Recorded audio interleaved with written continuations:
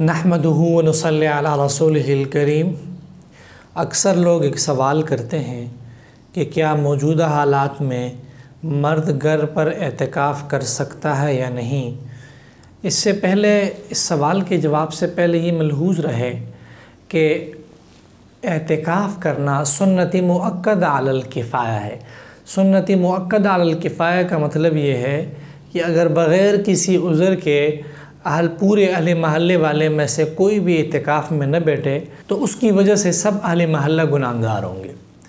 لیکن اگر اہل محلہ میں سے کوئی ایک فرد یا چند افراد مسجد میں بیٹھ گئے تو سب محلے والوں کی طرف سے یہ سنت ادا ہو جائے گی۔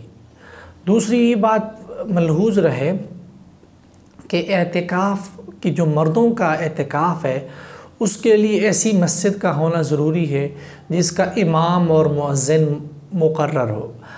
لہٰذا اس اصول کی بنیاد کے اوپر گھر میں یا کسی مصلی میں یا کسی ایسے مسجد میں جس کا امام مقرر نہیں ہے وہاں اعتکاف کرنا درست نہیں ہے۔ موجودہ حالات میں چونکہ مساجد میں اعتکاف کے اوپر کوئی پابندی نہیں لگی، زیادہ سے زیادہ معاہدے میں یہ لکھا ہے کہ بہتر یہ ہے کہ مرد جو ہے وہ گھر پر اعتکاف کرے۔ لہٰذا موجودہ حالات میں اگر چند افراد مساجد کے اندر سماجی فاصلے کا خیال کرتے ہوئے اعتکاف کریں گے تو پورے محلے والوں کی طرف سے اعتکاف کی سنت ادا ہو جائے گی۔